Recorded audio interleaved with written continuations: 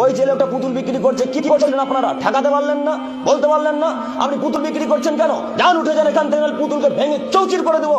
রাসূল সাল্লাল্লাহু আলাইহি ওয়াসাল্লাম বলেন, আলী লা তাদু তিমসালান ইল্লা তামাসতাহু ওয়ালা কাবরাল মুসলিমান ইল্লা সাওয়াইতাহু।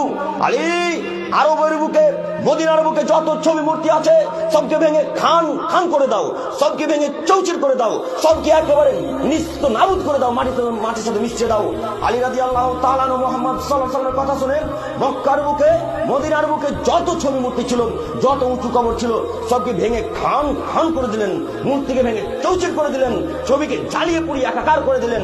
মুহাম্মদ সাল্লাল্লাহু আলাইহি সাল্লাম যখন কাবা ঘরের ভিতরে প্রবেশ করলেন, তো কাবা ঘরের ভিতরে ছিল 360টি মূর্তি, রাসূলের হাতে ছিল একটা লাঠি। রাসূল সাল্লাল্লাহু আলাইহি সাল্লাম লাঠি নিয়ে সমস্ত মূর্তিকে ভেঙে খান খান করে দিলেন, চৌচির করে দিলেন। মূর্তিকে ভেঙে চৌচির করছেন আর বলছেন, জাল হক এসেছে সত্য, ওয়াজাকাল বাতিল চলে গেছে মিথ্যা, ইন্নাল বাতিলা নিশ্চয় মিথ্যা, কানা জাহুকা চিরদিন মিথ্যা। এই বলে মুহাম্মদ সাল্লাল্লাহু আলাইহি সাল্লাম তার বাপের মূর্তিকে ভেঙে দিলেন। এই বলে মুহাম্মদ সাল্লাল্লাহু আলাইহি সাল্লাম তার নিজের বাপের মূর্তিকে ভেঙে দিলেন। সেই মূর্তি ছিল ইব্রাহিম আলাইহিস সালামের মূর্তি, সেই মূর্তি ছিল ঈসা আলাইহিস সালামের মূর্তি, সেই মূর্তি ছিল ইউসুফ আলাইহিস সালামের মূর্তি। তার নিজের বাপের মূর্তিকে ভেঙে লাথি মেরে চৌচির করে দিতে পারেন?